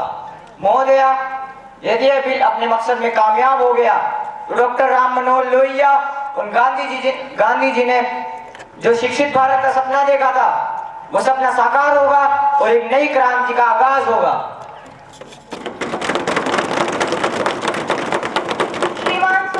सदस्य ने बिल की इतनी तारीफ कर दी है, इससे मुझे स्पेन देश की एक कहावत याद आती है। ताश के खेल का एक नियम है कि अच्छे पत्ते जिसे मिले हो वो कभी नहीं कहता कि पत्ते गलत बटे हैं। जब माननीय सदस्य ने विधेयक को सदन में पेश किया तब मैंने उनकी बातों को ध्यान से सुना। उन्होंने कहा कि यह एक ऐतिहासिक बिल है। मैं उनकी इस बात से सहमत हूँ, लेकिन हम इस मामले में चीन और श्रीलंका से बहुत पीछे हैं। वहाँ क्रमशः 91 एवं 85% साक्षरता है। भारत को एडल्ट एजुकेशन की सख्त जरूरत है। दूसरी बात, जो इन्होंने मूल कानून में गुणवत्ता शब्द जोड़ा है, उससे मुझे आपत्ति है। गुणवत्ता शब्द का प्रयोग करके आप क्या स्पष्ट करना चाहती है? सर्व शिक्षा अभियान के तहत खोले गए स्कूलों की हालत देख पा रही हैं। कई स्कूलों में शिक्षक नहीं है, कई में छत नहीं है, 5वीं का बच्चा ढंग से पढ़ नहीं पाता। कई स्कूलों की हालत तो ऐसी है कि बच्चों को पानी तक कीड़े कुओं पर जाना पड़ता है। सर्व शिक्षा अभियान में भी इसी तरह के सपने दिखाए गए थे कि 2 लाख स्कूलों का निर्माण कराया जाएगा, 2.25 लाख पेयजलों की व्यवस्था होगी, 9.5 लाख अतिरिक्त कक्षाओं का निर्माण होगा, शौचालयों का निर्माण होगा। ये आंकड़े मेरे नहीं है, ये आंकड़े सरकारी आर्थिक समीक्षा के आंकड़े हैं। क्या इन लक्ष्यों की पूर्ति हुई है? वोकेशनल ट्रेनिंग की बात आप कर रही हैं, आपके इरादे तो नेक हैं, पर क्या इंफ्रास्ट्रक्चर हमारे पास है? इतने शिक्षक हैं, क्या पुराने शिक्षक इस प्रकार की ट्रेनिंग दे पाएंगे? महोदया, आज अगर किसी छात्र से पूछ लिया जाए कि भविष्य में आप क्या बनना चाहते हैं, कोई बच्चा शिक्षक बनने को तैयार नहीं है। क्या यह भी शिक्षकों की स्थिति को सुधारता है? क्या यह उनकी पीठ थपथपाता है? और रही बात जमीन की, तो उसका उल्लेख तो आपने कहीं किया ही नहीं। जमीन को तो आपने राज्य के पाले में डाल दिया है। माना कि राज्य सरकार आपको जमीन देगी, लेकिन उसके लिए भी एक मॉडल होना चाहिए। महोदया, मैं इस बिल से सहमत हूँ, लेकिन सर्व शिक्षा अभियान और विधेयक के जो लक्ष्य है उनमें अंतर विरोध है, वह स्पष्ट होना चाहिए। शेड्यूल 3 में जमीन के बारे में कुछ नहीं कहा गया है, उसका प्रावधान होना चाहिए और राज्य सरकार को वित्तीय भार से मुक्त रखा जाना चाहिए। Miss Radhika, please. धन्यवाद अध्यक्ष महोदय। माननीय मंत्री जी मेरी कॉलेज से सीनियर रह चुकी है। इन्होंने कॉलेज में इतिहास पढ़ा है और मैंने भी। मैं अपनी ओर से ऐसी कोई बात नहीं कहना चाहूंगी जिससे किसी को बुरा लगे, लेकिन एक बात है जो मैं कहना चाहूंगी। एक बादशाह था जिसका बहुत बड़ा नाम था। उसकी सोच बहुत अच्छी थी, सोच विचार में भी जबरदस्त था, लेकिन इम्प्लीमेंटेशन में बिल्कुल गड़बड़। उस बादशाह का नाम था मोहम्मद बिन तुगलक। इसे गलत ना लें, आप मुझसे वरिष्ठ हैं, मैडम रहेंगी। यह मैं किसी को व्यक्तिगत रूप से नहीं कह रही हूँ, लेकिन मेरे मन में दुविधा इसलिए कह रही हूँ। उस बादशाह का कहना था कि समस्या होती है, बड़ी समस्या होती है। बकरे के बदले गाय देनी पड़ती है, घोड़े की जगह गधा बदलना पड़ता है। अब चूंकि गधे के दाम तो हैं घोड़े से कम, इसलिए यह बार्टर सिस्टम नहीं चलेगा। मैं सिक्के बनवाऊंगा। महोदया, उन्होंने सिक्के तो बनवा दिए, लेकिन उन सिक्कों का ना तो कोई शेप और ना ही कोई साइज और ना ही उन पर राजसी मोहर लगी थी। कुछ दिनों बाद पता चला कि घर घर में सिक्के बनना शुरू हो गए हैं और इसी के साथ बादशाह का जो खजाना था वो भी समाप्त हो चुका था। बादशाह ने कहा, हमले से बचाने के लिए हम अपनी राजधानी दौलताबाद ले जाएंगे। वे दौलताबाद तो गए, लेकिन हजारों लोगों की मौत रास्ते में ही हो गई और उन्हें द वाइजेस्ट फूल अर्थात बुद्धिमान मूर्ख की संज्ञा दी गई। महोदया, मुझे क्षमा करें, मैं केवल उदाहरण दे रही हूँ। ऐसी कोई परिस्थिति हमारे सामने ना आए, ऐसा कुछ करना चाहिए। वैसे हमारे मंत्री जी ने अतिशयोक्ति अलंकार का प्रयोग तो बखूबी से किया है। इन्होंने अपनी बातों को बढ़ा चढ़ाकर इस सदन में पेश किया है। यह तो वही बात हुई, माल चाहे कैसा भी हो, लेकिन हाथ हमेशा ऊंची लगानी चाहिए। महोदया, आपके पास कोई मॉनिटरिंग मैकेनिज्म नहीं है एवं आपने कहा गुणवत्तापूर्ण शिक्षा देंगे। आपने ड्रॉपआउट्स के बारे में कुछ नहीं कहा, अतः मैं सुझाव दूंगी कि आप मॉनिटरिंग सिस्टम अवश्य रखिए। लेकिन आपकी इस बिल में खेलकूद शिष्टाचार बढ़ाने की कोई बात ही नहीं की गई, अतः मैं सुझाव दूंगी कि खेलकूद शिष्टाचार पब्लिक अवेयरनेस को भी इस बिल में शामिल किया जाए। महोदया, आप जयपुर के रास्ते चले जाइए, आप देखेंगे कि एक छोटा बच्चा भैंस की सीट पर बैठा हुआ है और आपकी गाड़ी 120 की रफ्तार से जा रही है, लेकिन वह बच्चा आपकी गाड़ी के सामने चलता चला आ रहा है। आपको गाड़ी रोकनी पड़ती है कि पहले बच्चा और भैंस सुरक्षित रास्ता क्रॉस कर जाएं, फिर हमारी गाड़ी जाएगी। महोदया, बच्चे से मिले तो पता चलता है कि बच्चा 10वीं कक्षा में पढ़ता है। महोदया, अब आप देश की वर्तमान स्थिति का पता लगा ही सकते हैं। महोदया, इन सभी बातों को सिखाया भी तो जा सकता है। डॉक्टर महीने में एक बार स्कूल में पर्सनल हाइजीन की क्लासेस ले, ट्रैफिक पुलिस यातायात के नियमों को सिखाए, हर गांव में एक शारीरिक शिक्षक नियुक्त किया जाए। यदि इन सभी बातों को भी इस बिल में शामिल किया जाता है तो मैं मानती हूँ कि यह अच्छा रहेगा। मुझे कुछ पंक्तियां याद आ रही हैं कि जरूरत हुई तो हकीकत को थोड़ा मरोड़ लेंगे, जरूरत हुई तो हकीकत को थोड़ा मरोड़ लेंगे। वे मगरूर हैं खुद की समझ पर बेइंतहा, उन्हें आईना मत दिखाओ, इन्हें आईना मत दिखाओ, ये आईने को भी तोड़ देंगे। अध्यक्ष महोदया, अभी तो मैंने बस शुरुआत ही की है। मैं माननीय सदस्य की बातें ध्यानपूर्वक सुन रही हूँ। उन्होंने जो स्पेनिश कहावत ताश के खेल का उदाहरण दिया, उसके मीठे जवाब में एक पंक्ति कहना चाहूंगी जो कि शतपथ ब्राह्मण में वर्णित है कि हमेशा अच्छा नाम छोड़कर जाएं, हो सकता है आप वापस आए। मैं ये विश्वास दिलाती हूँ कि हमारे उद्देश्य पवित्र हैं और इम्प्लीमेंटेशन में पुख्ता कामकाज तैयार कर लिया गया है। दोनों सदस्यों ने हमारे इन इरादों पर व्यंग्य कसा है और मैं इन्हीं इरादों पर एक संस्कृत श्लोक का हिंदी वर्णन सुनाना चाहूंगी जो कि ये बताता है कि इरादों में कितनी ताकत होती है। श्लोक का अर्थ है कि इरादों से कर्म की उत्पत्ति होती है, इरादों से ही कर्म की उत्पत्ति होती है, कर्म से आदत प्रारब्ध की उत्पत्ति होती है। अब मोहम्मद बिन तुगलक जैसी नौबत नहीं आने वाली है। मैं माननीय सदस्य की आशंका दूर कर देना चाहती हूँ कि एक मॉनिटरिंग मैकेनिज्म होगा जो कि कार्यक्रम किस गति से कार्य कर रहा है उसकी समीक्षा करेगा और एक कमेटी भी गठित की जाएगी जो कि एक सलाहकार समिति की भांति कार्य करेगी। उसकी सिफारिश पर सरकार अमल करने की कोशिश करेगी। जहां तक राज्य सरकारों का प्रश्न है, जो गुणवत्तापूर्ण शिक्षा देने का हमारा लक्ष्य है वो उनके सहयोग के बिना संभव नहीं है। उनसे सहयोग करने को हम तत्पर हैं और साथ ही पंचायत समिति और ग्राम पंचायतों से भी बात की जाएगी। शुरुआत में यह कार्यक्रम केंद्र के अंतर्गत आने वाले सभी विद्यालयों में लागू किया जाएगा, फिर राज्य सरकारों से बात करके धीमे धीमे इसे संपूर्ण देश में लागू किया जाएगा। जहां तक माननीय सदस्य द्वारा ड्रॉपआउट्स का सवाल है, इसमें अधिकतर संख्या लड़कियों की है, जिसके कई कारण हैं, जिसमें एक प्रमुख कारण है कि उनके माता पिता को लगता है कि उनके लिए शिक्षा का कोई अर्थ नहीं, जिसके कारण भी उन्हें स्कूल नहीं भेजते। मैं ये विश्वास दिलाती हूँ कि बेटी बचाओ बेटी पढ़ाओ को सार्थक बनाने के लिए 2000 कस्तूरबा गांधी बालिका आवासीय विद्यालयों को और खोला जाएगा और साथ ही प्रत्येक 12वीं में वोकेशनल एजुकेशन ट्रेनिंग का सर्टिफिकेट प्राप्त करने पर 10,000 रुपए सरकार छात्रवृत्ति देगी। धन्यवाद। Free compulsory universal and quality education bill 2024.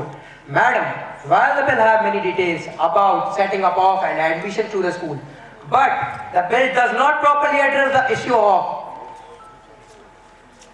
street children, beggars and runways are in the critical need of compulsory and quality education. If these children are out of school, then how can our government can attain the objective of universal education?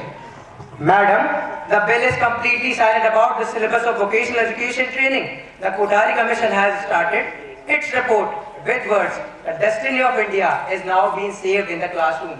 Honorable Minister has mentioned that education to be encouraged. Then what will happen? Private parties would not go to remote areas. Ma'am, my next point is about age of schooling. It should be started from 3 years. India has signatory to the Vienna Convention on the Right of Children, which recognizes that of education from 0 up to 18 years. Ma'am, my next point is about fund allocation. The bill does not talk about the share of central and state. So my concrete suggestion is that the bill should be started from 3 years. There should be a provision for physically challenged person, street children, etc. Syllabus of vocational education training should be fixed and fund allocation should be clearly stated. अंत में अपने शब्दों को विराम देते हुए कुछ पंक्तियों का आगाज करना चाहूंगा कि तालीम बढ़ रही है, अदब घट रहे हैं। तालीम बढ़ रही है, अदब घट रहे हैं। मसला मालूम नहीं और जनाब अल्फाज रट रहे हैं। धन्यवाद।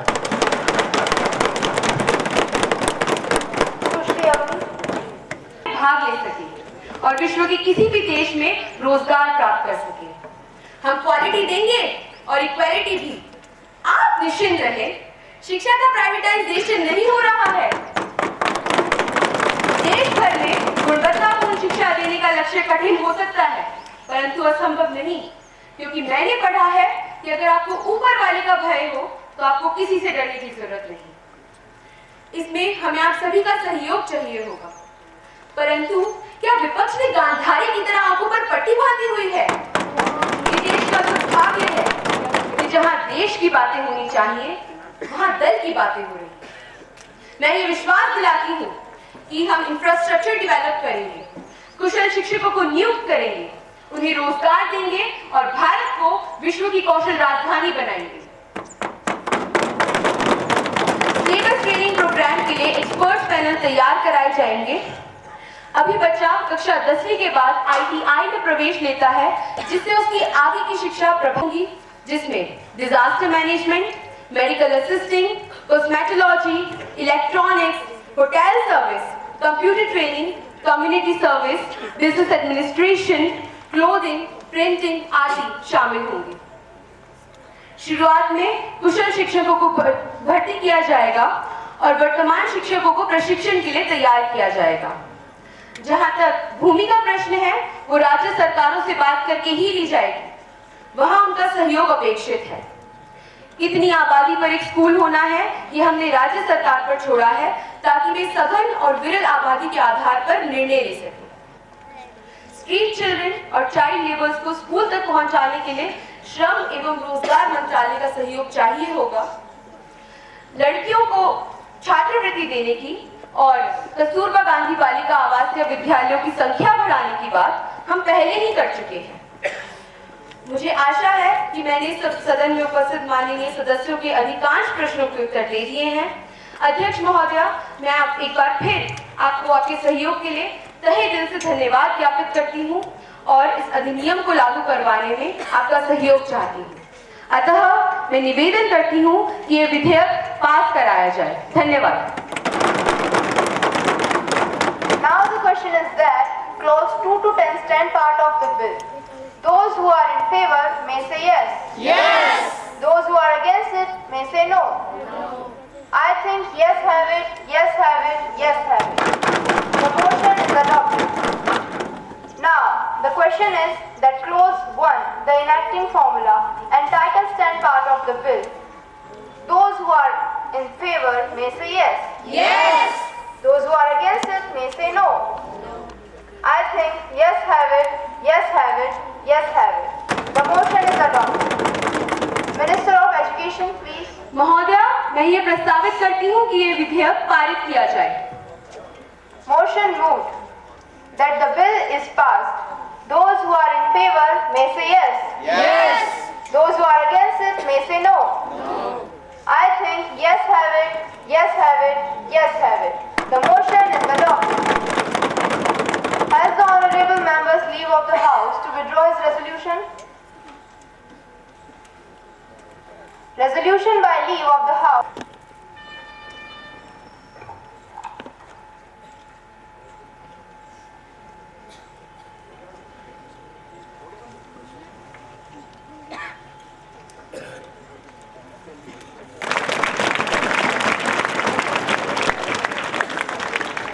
बहुत ही सुंदर सराहनीय प्रस्तुति इन बालक और बालिकाओं के द्वारा।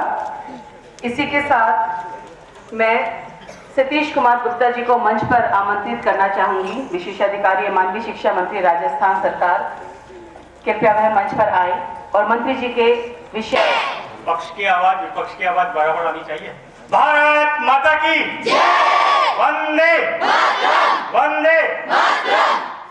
नवोदय विद्यालय के इस विशिष्ट कार्यक्रम में मंच पर विराजित राजस्थान सरकार के यशस्वी शिक्षा मंत्री महोदय, पंचायत राज मंत्री महोदय और हम सबके जनप्रतिनिधि माननीय मदन दिलावर साहब, उपस्थित इस ब्लॉक के उपखंड अधिकारी महोदय, पुलिस अधीक्षक महोदय, अन्य अधिकारीगण, जनप्रतिनिधिगण, प्रधान साहिबा और यहाँ विराजित संसद के दोनों सदनों के माननीय सदस्यगण, कैबिनेट के सभी हमारे वरिष्ठ मंत्रीगण, प्रधानमंत्री जी, विपक्ष के नेतागण, कोटा जिले का एकमात्र नवोदय विद्यालय जिसमें आप पढ़ते हैं, पूरे जिले के बच्चे यहाँ पढ़ते हैं। हम सब अपनी पाठ्य पुस्तकों के अध्ययन के साथ साथ व्यवहारिक जीवन की शिक्षा जिस विद्यालय में प्राप्त करते हैं, वो हमारे विद्यालय की शिक्षा के द्वारा हमारे जीवन का, भविष्य का निर्माण करने वाली संस्था होती है। टीन एज जो होती है, यानी 18, 19, 20 तक, वो बच्चों की भविष्य की एक पीढ़ी का निर्माण करने का संस्थान है। हम सब जब सामाजिक जीवन में जाएंगे, राजनीतिक क्षेत्र में प्रवेश करें, चाहे सामाजिक क्षेत्र में अपन काम करें, चाहे पारिवारिक क्षेत्र में काम करें, यहाँ के जो संस्कार हैं, यहाँ जो सीखा हुआ ज्ञान है, वो जीवन में हमेशा मार्गदर्शन करेगा। इस अवसर पर माननीय शिक्षा मंत्री महोदय को हमको सुनना है, उनसे आशीर्वाद प्राप्त करना है और पूरी कार्यवाही शिक्षा मंत्री महोदय ने स्वयं देखी और आपकी संसद में उन्होंने दर्शक के रूप में भाग लिया। इसलिए मैं आप सब इस संसद के सभी सदस्यों का आभार व्यक्त करूंगा जिन्होंने इस पूरी संसद की गतिविधि देखने के लिए राजस्थान सरकार के शिक्षा मंत्री महोदय को आमंत्रित किया, उनका सहयोग लिया, उनका मार्गदर्शन भी अभी मिलने वाला है। मैं इन बच्चों के, इन सांसदों के उज्जवल भविष्य की कामना, संस्थान के उज्जवल भविष्य की कामना राजस्थान सरकार के शिक्षा मंत्रालय की ओर से करते हुए अपनी बात समाप्त करना चाहूंगा। बहुत अधिक जो कि आपकी संसद की मर्यादा के अनुरूप मुझे बोलना नहीं था। माननीय अध्यक्ष महोदय की अनुमति, अध्यक्ष महोदय की अनुमति से मैं अपनी बात समाप्त करते हुए आप सबका धन्यवाद, आभार व्यक्त करूंगा जिन्होंने इस संसद की गरिमा को बनाए रखते हुए और संसद की कार्यवाही सुचारू रूप से संपादित की है। श्रेष्ठ बच्चों के बीच में श्रेष्ठ प्रतिनिधि यहाँ पर दिखाई दिए। हम जिस प्रकार से अपने परिवार का नाम रोशन करेंगे, जवाहर नवोदय विद्यालय हमेशा याद रहेगा। मैं थोड़ी सी जानकारी अपने बीच में, क्योंकि मेरी बात तो समाप्त हो गई, लेकिन देना चाहूंगा। आप जहां से आए हैं, कोटा जिले के जिस गांव से हैं, जिस शहर से हैं, जिस कस्बे से हैं, ठीक उसी प्रकार से हमारे बीच बैठे हुए शिक्षा मंत्री महोदय भी एक छोटे से गांव के निवासी हैं। बारां जिले का एक छोटा सा गांव है अटरू के बाद छोटा गांव है चरडाना, आप वहां के निवासी हैं और आपकी तरह ही विद्यालय में पढ़ करके आज राजस्थान सरकार में, जैसे हमारे शिक्षा मंत्री महोदय बैठी हुई है, मैडम के लिए एक बार जोरदार ताली बजाएं।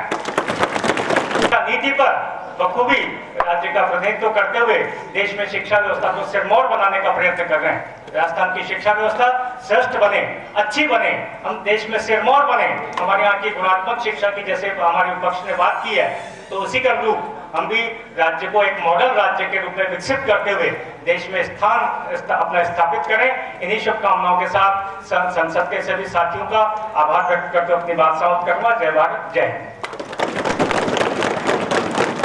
को आगे बढ़ाते हुए मैं शिक्षा व पंचायती राज कैबिनेट मंत्री माननीय श्री मदन दिलावर जी को मंच पर आमंत्रित करना चाहूंगी कि वो आशीष वचन रूप हमारे बच्चों को 2 शब्द कहें। माननीय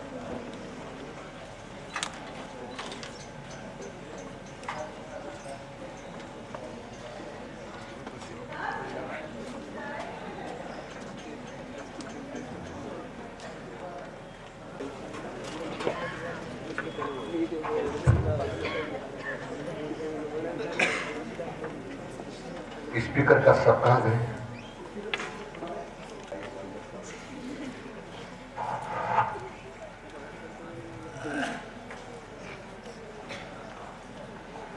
पीएम श्री जवाहर नवोदय विद्यालय के इस युवा संसद कार्यक्रम में मंचस्थ विराजित लोकसभा स्पीकर साहब, युवा संसद के माननीय प्रधानमंत्री जी, प्रतिपक्ष के नेता और यहां दर्शक दीर्घा में विराजित और उपस्थित महानुभाव, मैं इस युवा संसद में भाग ले रहे सभी सांसदों को, प्रतिपक्ष को और सत्ता पक्ष सहित प्रधानमंत्री जी को बधाई देना चाहता हूं।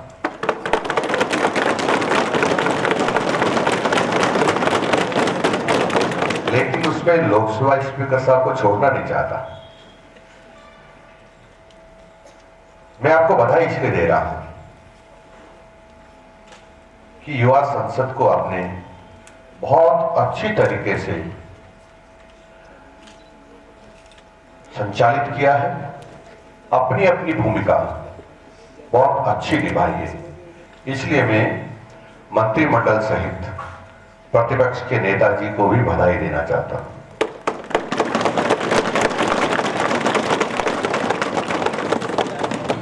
ये अलग बात है कि यहां कुछ अनुशासन और शिक्षकों का डर होगा और जिस प्रकार से आपको सिखाया गया होगा उसका मंचन आपने किया। कुछ विषय ऐसे आ जाते हैं जिसके कारण नोक-झोंक भी होती है और नोक-झोंक तगड़ी होती है।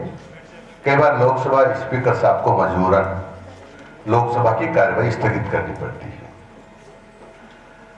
और लोकसभा स्पीकर साहब व्यथित होकर स्थगित करके अपने कमरे में चले जाते हैं। तब एक बात और होती है, वो बात होती कि सत्ता पक्ष के जो माननीय मुख्य सचेतक होते हैं वो प्रतिपक्ष के मुख्य सचेतक या उनके नेता से बातचीत करते हैं कि इस मुद्दे को डिजोल्व करने के लिए हमको क्या करना चाहिए। आपसी समझ होती, बैठते एक बार बैठते, दो बार बैठते, कई बार तो दो तीन बार तक स्थगित होती है। अंत में बैठने के बाद जब स्पीकर साहब के पास दोनों जाते हैं, बातचीत होती है, स्पीकर साहब को या तो बीच का रास्ता निकालते हैं या तो वाजिब बात होती है उसको मनवाने का यत्न करते हैं, लेकिन वो लोकसभा स्पीकर साहब का निर्णय वो फाइनल होता है। और इसलिए लोकसभा संचालन में बहुत महत्व रखती है। लोकसभा स्पीकर ने कह दिया वो अंतिम होता है। मैं आप सब लोगों को ये भी निवेदन करना चाहता हूं कि आपने बहुत अच्छी तैयारी की है और जिन्होंने भी तैयारी कराई है बहुत ही वह विद्वान शिक्षक हैं जिन्होंने तैयारी कराने में आप सब लोगों का सहयोग किया है। उनको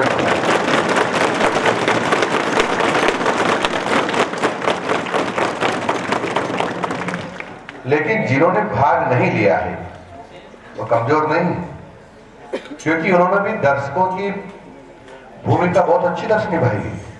क्योंकि दर्शकों को यह होता है कि विधान जब लोकसभा चलती है तो दर्शक दीर्घा में बैठ करके वह भी पूरे नियमों का पालन करते हैं और अपने कर्तव्य को निभाते हैं। वो हिल डुल नहीं सकते हैं, एक दूसरी जगह नहीं जा सकते हैं, ताली भी नहीं बजा सकते हैं, एक दूसरे से बात भी नहीं कर सकते हैं। उस भूमिका को भी जो दर्शक छात्र हैं उन्हें बहुत अच्छी तरह से निभाया है, इसलिए वो भी बधाई के पात्र हैं।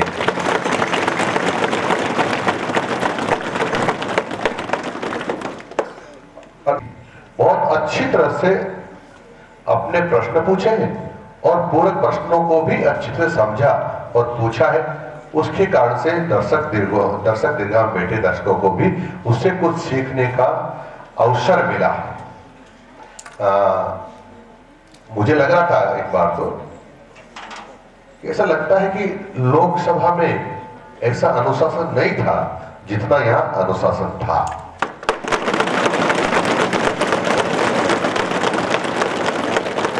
देश यही अपेक्षा करता है कि लोकसभा में ऐसा अनुशासन हो, लेकिन वह लोकसभा थी, वो लोकसभा का एक तरह से अभिनय नहीं था, क्योंकि वह अकस्मात कई प्रकार के मुद्दे आते हैं, कई इस प्रकार के मुद्दे होते, इससे उत्तेजना होती है और उत्तेजना के कारण से कई बार ऐसे अवसर आ जाते हैं जो कटुता भी हो जाती है। लेकिन आपको मैं ये कहना चाहूंगा कि सामान्यतः राजस्थान विधानसभा की ये परंपरा रही है कि कितने भी कटुता लोग विधानसभा में हो जाए, क्योंकि विधानसभा की बात कर रहा हूं, आपकी संसद है, कितने भी कटुता हो जाए लेकिन स्थायी दुश्मनी नहीं होती। जब सदन से बाहर निकलते हैं तो सबसे वही अच्छा व्यवहार करते हैं, अच्छी बातचीत करते हैं, एक दूसरे हालचाल पूछते हैं, एक दूसरे की चाय बैठ करके चाय पीते हैं।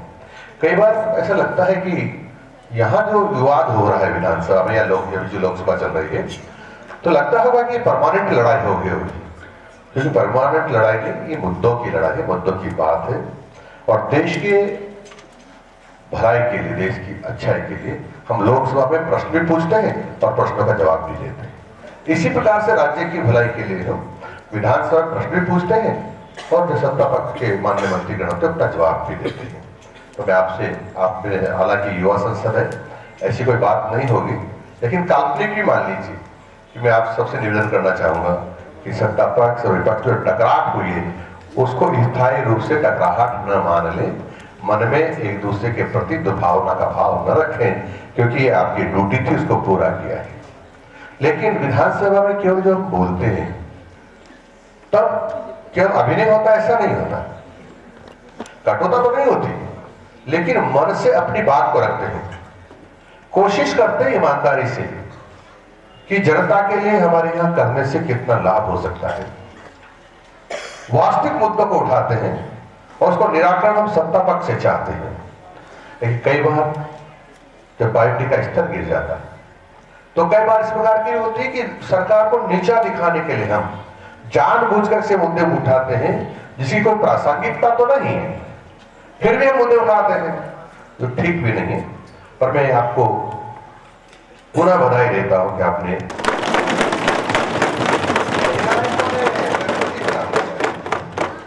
निर्णायकों ने मेरे को एग्जाम का दिखाई।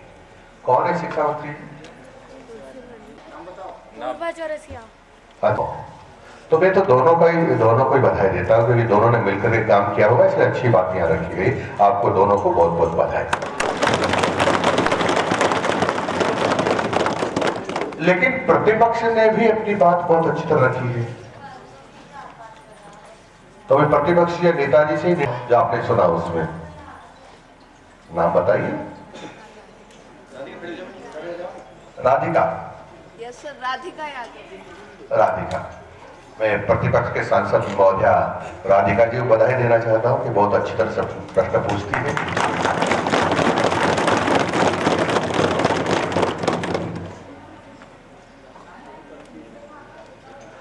आप तो सांसद, मैंने सुना है यहाँ से कुछ बच्चे गए होंगे, गए कि नहीं मुझे पता नहीं, लेकिन आधा दर्जन है 6 बच्चों की आवाज आ रही है मेरे पास। 6 बच्चे यहाँ गए थे, उन्होंने लोकसभा को देखा था, उनको अच्छा लगा होगा। मैंने तो अभी नई लोकसभा को नहीं देखा, लेकिन आप तो शायद नई लोकसभा देख के आए हैं। पुरानी थी तो मैं माननीय लोकसभा स्पीकर साहब से निवेदन करूंगा कि वो आपको नई लोकसभा भी दिखाएं।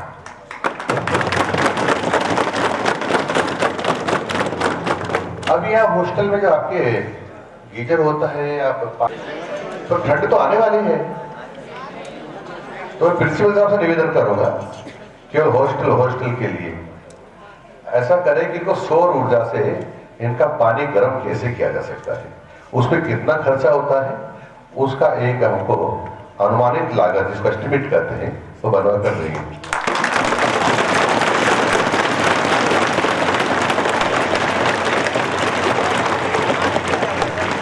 और मेरी सीमा में होगा तो जरूर मैं उसके लिए धनराशि उपलब्ध कराऊंगा, ताकि बच्चों को भी हल्के गर्म पानी चाहूंगा कि कभी अवसर मिले आपको तो इस प्रकार से ग्राम पंचायत का भी संचालन होना चाहिए। लोकसभा का तो हो गया है, कभी अवसर मिले लगे आपको तो, क्योंकि सबसे छोटी इकाई होती है ग्राम पंचायत, तो दर्शकों को भी उसे देखने में लाभ मिलेगा।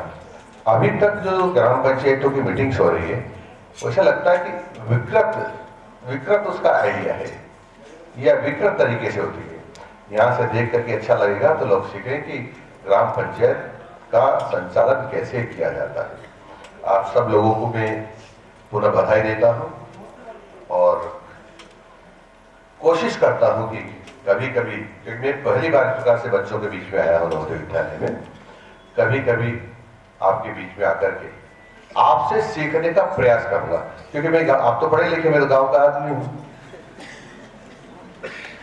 मैं तो ज्यादा पढ़ा लिखा नहीं, मैं तो मैकेनिकल इंजीनियरिंग लाइन से हूँ और गांव में तो अब यहाँ तो शहरों के बच्चे भी हैं, मैं तो अकेला गांव का हूँ, तो यहाँ बहुत कुछ सीखने को मिलेगा, यहाँ अनुशासन भी सीखने को मिलेगा हमको, विधानसभा में हमको कैसे जवाब देना चाहिए, जैसा हमने सीखा है, बहुत अच्छा सीखा है।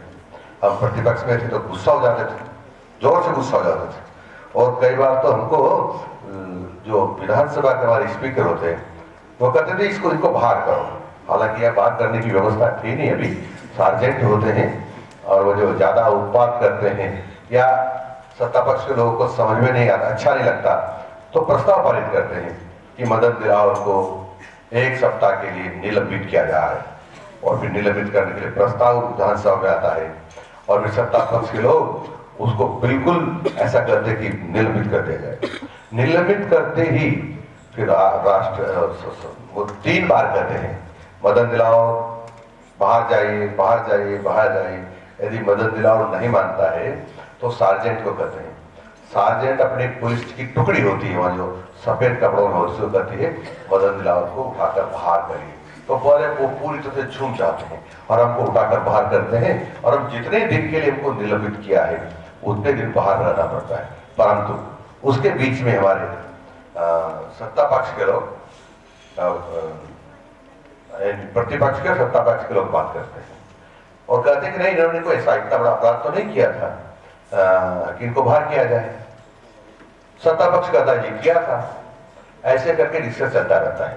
फिर लास्ट में इस पर आते हैं कि अब ऐसा नहीं करेंगे या यहां तक ही नहीं रुकेंगे, आप में से मंत्री भी बनेंगे, ऐसी मेरी भगवान से प्रार्थना।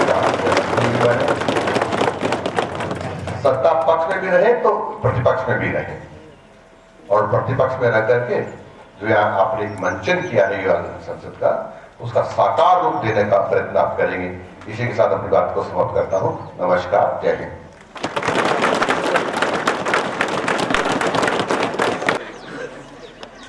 इसी के साथ मैं प्राचार्य महोदय से अनुरोध करूंगी कि मंत्री महोदय जी को स्मृति चिन्ह भेंट कर मंत्री महोदय जी को स्मृति चिन्ह भेंट करें।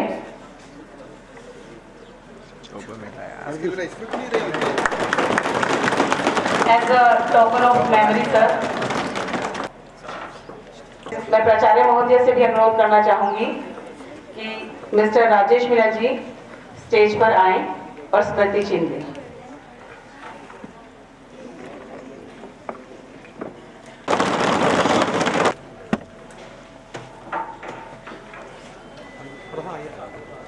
With equal pleasure, I invite here Shrimati Neeta Vasita ma'am, Sub-Divisional Officer Ramganj Mandi, who was presiding over this Yuva Sansad. Ma'am, please come here on the stage and receive moment. Please come here on the stage.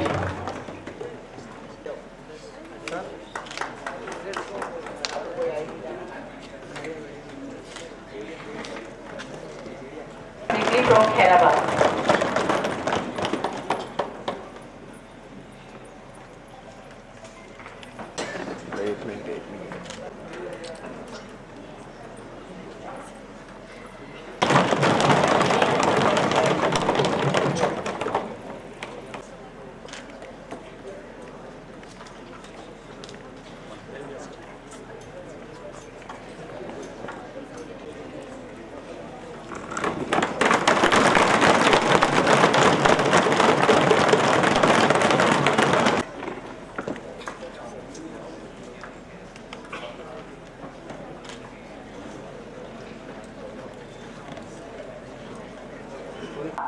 लेकिन राधिका ने जिस तरीके से अपनी बात को रखा, उसके सराहनीय प्रयास के लिए प्राचार्य महोदय की तरफ से पेमेंट किया जाता है।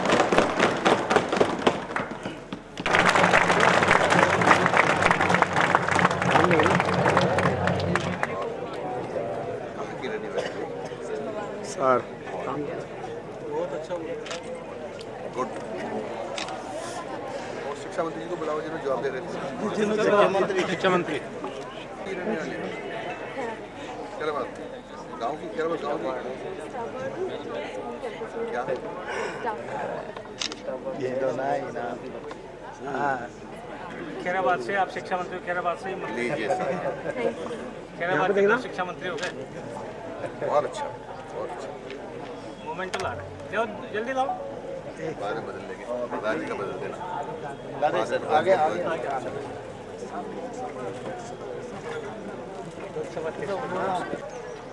यहाँ पे देखना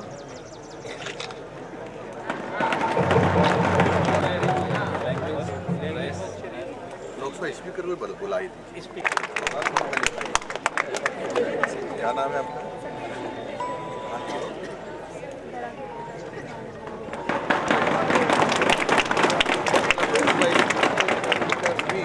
कोटा जी लिखा और शिक्षा मंत्री जी भी कोटा जी और यहाँ भी हाँ ये दोनों जगह सामने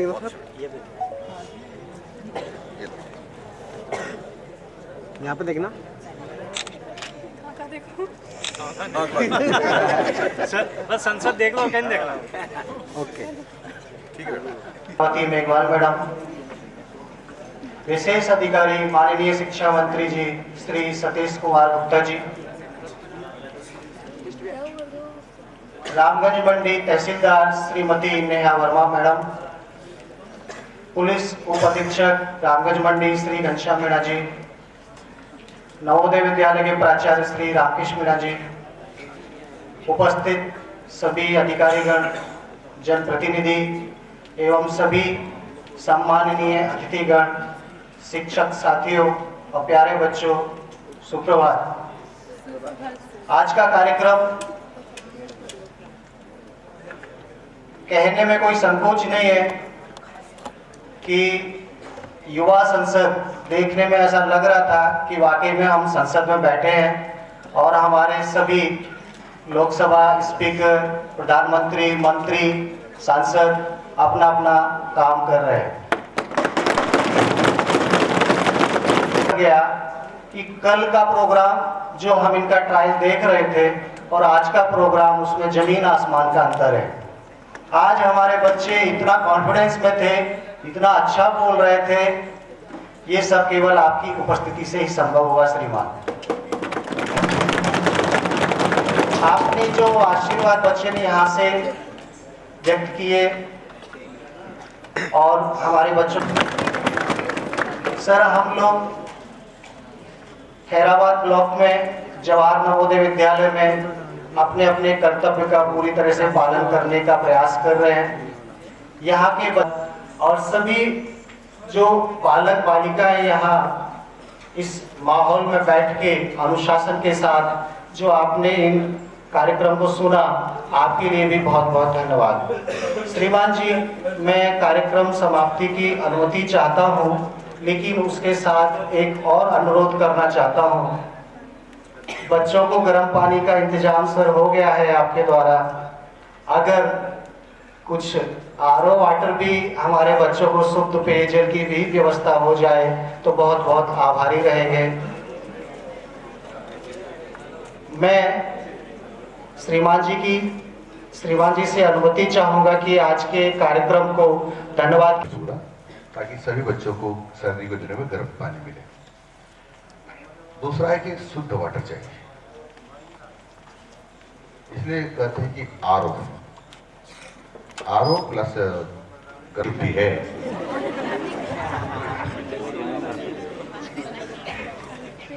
नहाने की छुट्टी है, यानी रविवार को तो नहाना ही नहाना है। अगर वो छुट्टी नहीं हो तो हम तो उस दिन भी नहीं नहाते। इसलिए ऐसा मत कर लेना कि यार वो मदन दिलावर भी गया था कि रविवार को नहाना है, रोज नहाना है ना, टाइम पर नहाना। नहीं तो क्या होता है, कई आलसी होते हैं, कि मैंने प्रिंसिपल भी आलसी देखे। मैंने किसी प्रिंसिपल को 8 बजे बुलाया तो मैं मैं अभी नहा के आ रहा हूँ। मैं रोज कितने बजे नहाते हो? बस 9:30। कहीं मेरे लिए तो नहीं कर रहे हैं।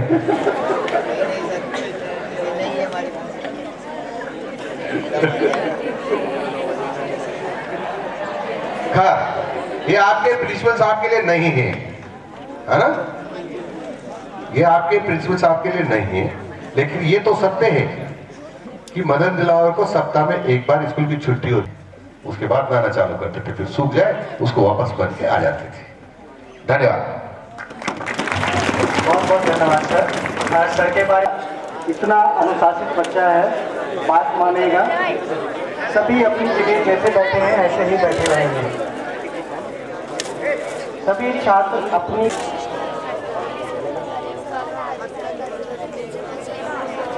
रास्ता क्लियर रहे।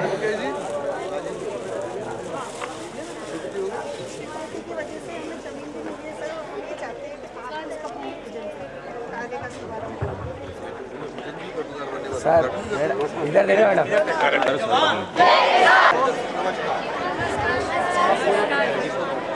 बच्चों बैठ जाओ अपनी जगह, बैठ जाओ।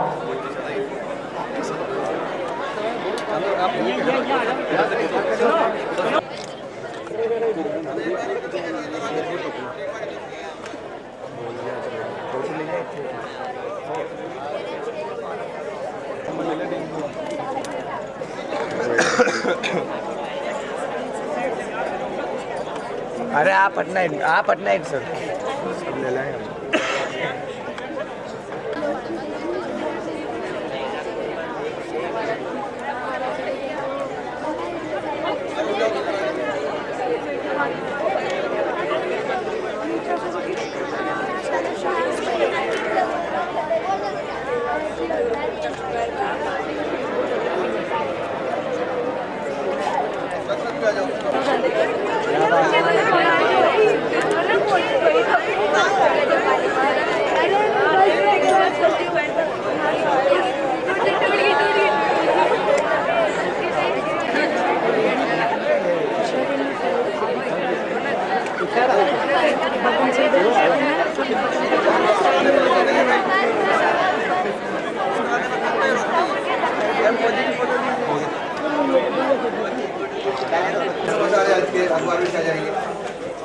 सभी बच्चे और हमारे सभी शिक्षक साथी अभी तक रहे होंगे। वही तो करो, बातचीत क्या हुई बताओ क्या बात है?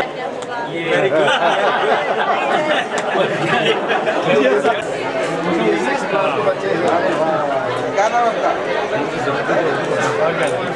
अल्ताफ जाफर। और ये ठंडे वाली विकास इधर से नहीं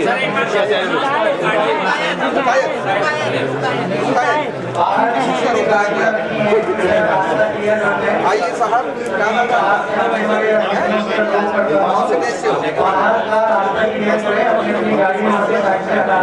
चलिए